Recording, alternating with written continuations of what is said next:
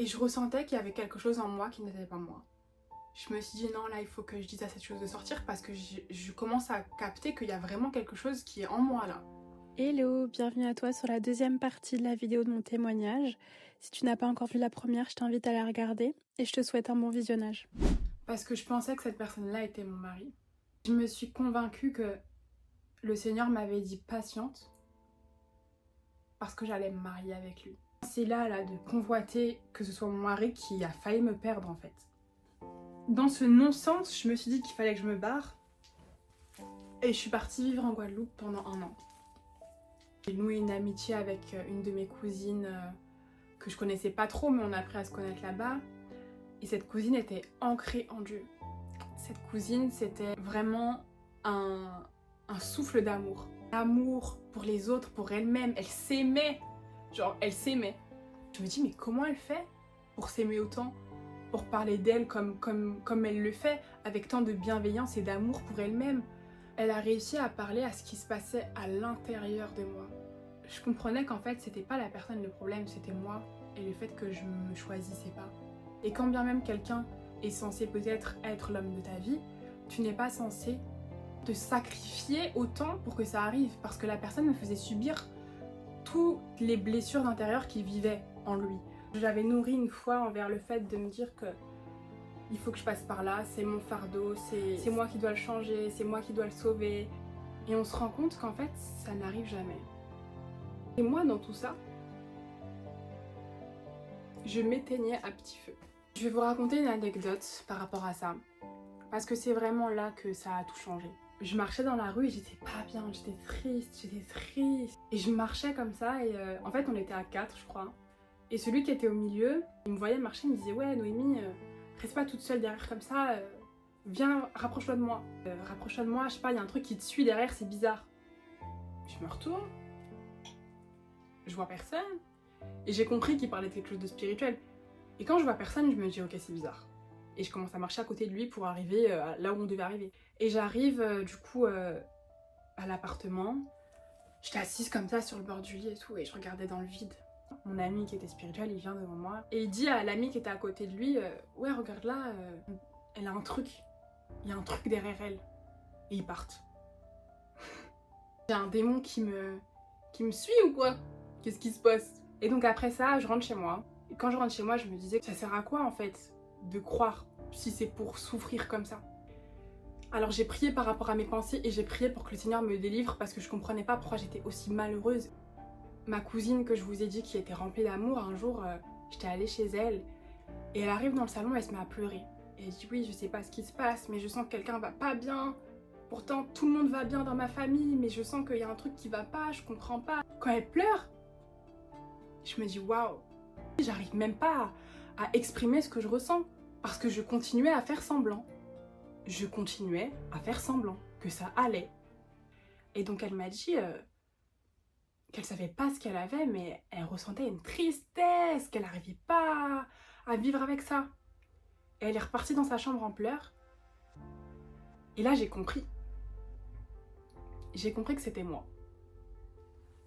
Et quand j'ai compris que c'était moi, je suis partie. J'ai descendu les escaliers. Je me disais que c'est pas normal que j'aille autant mal, que j'arrive même pas à l'extérioriser. À quel moment c'est elle qui pleure à ma place? Je voulais sortir de cet appartement. J'arrivais pas à passer la porte d'en bas les escaliers en fait. J'arrivais pas à passer cette porte. Il y a une voix dans ma tête qui me disait tu peux pas partir comme ça. Et là je vois ma cousine qui descend et qui me dit qu'est-ce qu'il y a? Et je la regarde et elle dit que j'avais l'impression que c'était de moi qu'elle parlait. J'avais des pensées horribles envers moi-même à cause de cette relation là qui me bouffe de l'intérieur. J'ai commencé à pleurer de honte envers moi et d'envie de délivrance. Et vous avez très spirituel aussi qui est descendu. Et ils se sont tous les deux assis derrière moi. On était assis sur les marches d'escalier. Et ils avaient la main sur moi. Je faisais comme ça et ils espéraient que ça aille bien et je pleurais. Je ressentais qu'il y avait quelque chose en moi qui n'était pas moi. Je me suis dit non là il faut que je dise à cette chose de sortir parce que je commence à capter qu'il y a vraiment quelque chose qui est en moi là. Et là j'ai compris. Je savais qu'il fallait dire à cette chose de partir dans le nom de Jésus. Je le savais. J'arrivais pas à le dire parce que je me suis dit ouais, j'ai jamais dit ça, machin, c'est bizarre de dire ça devant les autres, qu'est-ce qu'ils vont penser de moi et tout machin, c'est bizarre. Mais j'ai dit non, c'est ça en fait, c'est ça qui va me délivrer. Et j'ai dit dans le nom de Jésus, tu sors de moi. Et je commence à sentir que ça va un peu mieux, mais je répète encore. Au nom de Jésus, tu sors de moi. Je redis encore, au nom de Jésus, tu sors de moi. C'est parti. C'est parti comme ça. Et j'ai commencé à rire. Oh, on dirait que j'étais folle. J'ai commencé à rire, j'ai ri. Et j'avais la joie qui revenait en moi. J'avais la joie qui revenait en moi. Et je me suis levée comme ça et tout. J'ai dit ça va mieux. Mes amis me regardaient comme ça, mais oui, qu'est-ce qui s'est passé en une seconde, en une fraction de seconde, qu'est-ce qui s'est passé? Je sais pas, ça va mieux et tout, je me sens bien et tout, machin, nan. J'ai senti que ce truc, c'est parti en fait. Mes amis étaient épuisés. Je leur ai dit ouais, venez, on va à la plage et tout. J'étais là, pompel up. Mais eux, ils m'ont regardé, ils m'ont dit non. Ils étaient épuisés par ce qui venait de se passer. C'est comme si il y a eu un transfert d'énergie, il y avait eu quelque chose qui s'est passé qui était lourd. C'était si lourd qu'il fallait que ça arrive en fait, il fallait que ça parte. Une fois que cet esprit-là est sorti, je n'ai jamais plus repensé à ces pensées que j'avais. Jamais plus.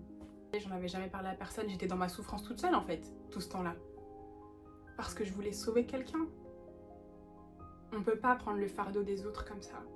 On peut pas vivre autant pour quelqu'un comme ça et se dire que c'est de l'amour. C'était pas de l'amour, que c'était de l'idolâtrie, de la convoitise et un manque d'amour pour moi-même. Ça me fait penser à un verset. Mais chacun est tenté quand il est attiré et attrapé avec un appât pour sa propre convoitise. Et après que la convoitise a conçu, elle enfante le péché. Et le péché étant accompli engendre la mort.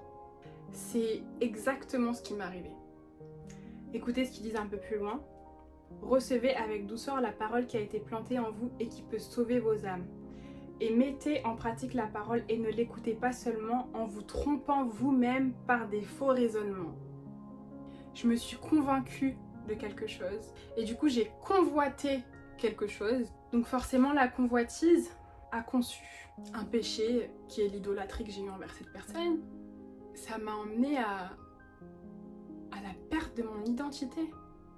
Parce que si j'aurais pas eu Dieu dans ma vie, qu'il m'aurait pas délivré de cette chose qui était en moi, qu'est-ce qui se serait passé? Je veux pas le savoir parce que c'est pas mon partage, amen. C'est vos convoitises, c'est pas Dieu.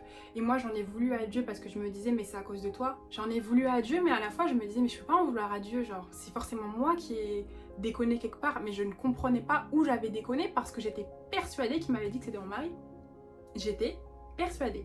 Donc quand le Seigneur m'a délivrée de ça, je me suis dit que il y a quelque chose que j'ai mal compris là. Il y a quelque chose que j'ai mal compris. Donc j'étais triste, mais c'était pas grave, genre. J'avais déjà vécu pire que ça. Donc, le soleil, on va essayer de décaler un peu ça par là, là. Voilà. Quand je me suis détachée de cette dépendance à cette personne-là, de cette convoitise, de cet amour, le Seigneur m'a révélé ce qui s'est passé.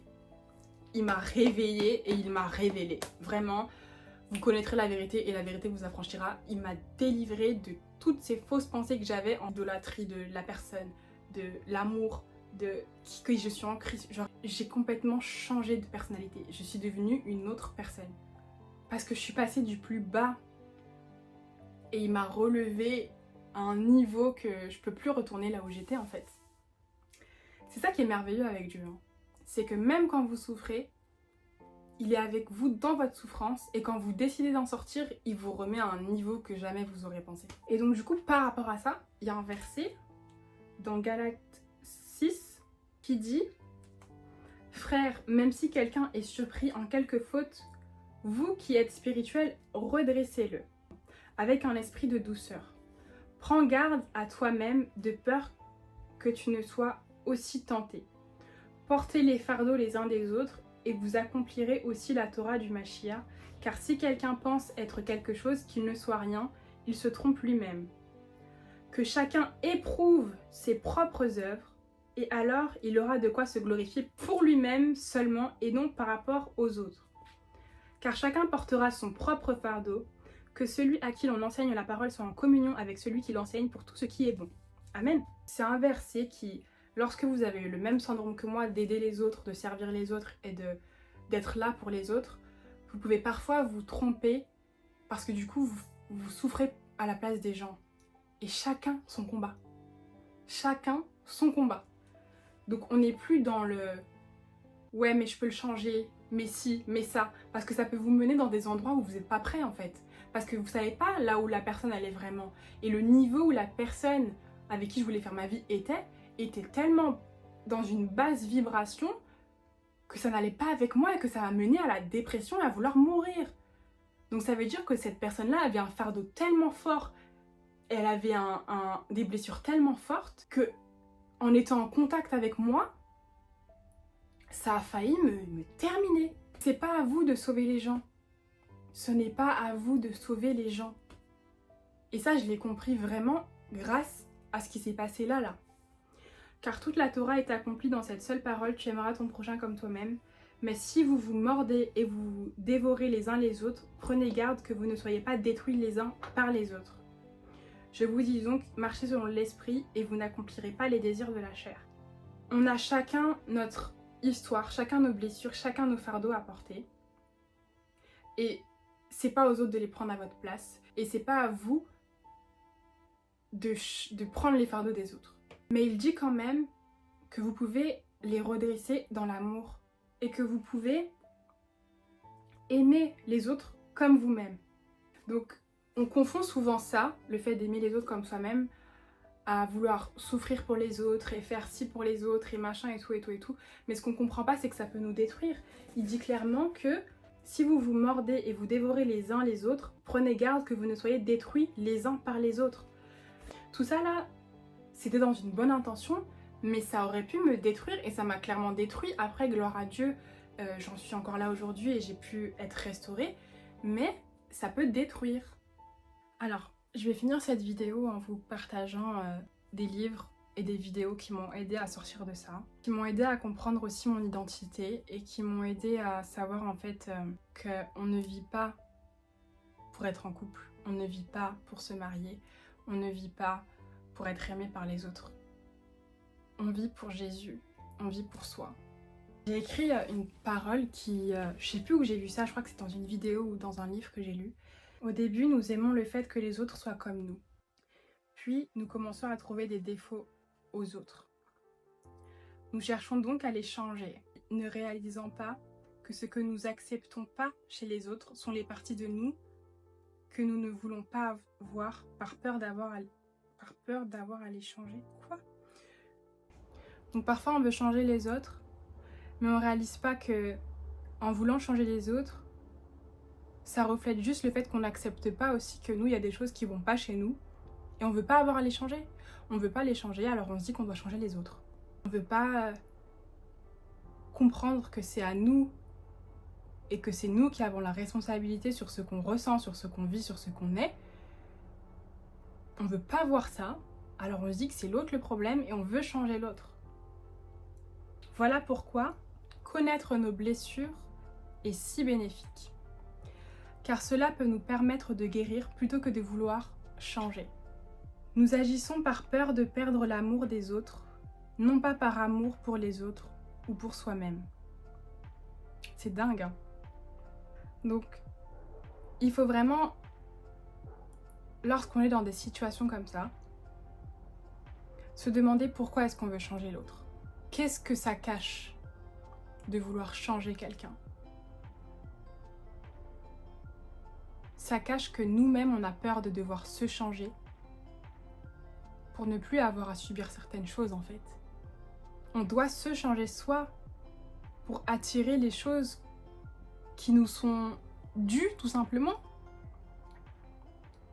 Parce que si j'agissais par amour pour moi ou pour l'autre, je me serais dit qu'en fait, je m'aime, je sais qu'il y a des fardeaux que je ne peux pas porter et que si la personne veut changer, il en va de sa responsabilité, alors je n'ai pas à supporter toute la souffrance que lui n'arrive pas à changer ou à guérir. Je peux pas le guérir.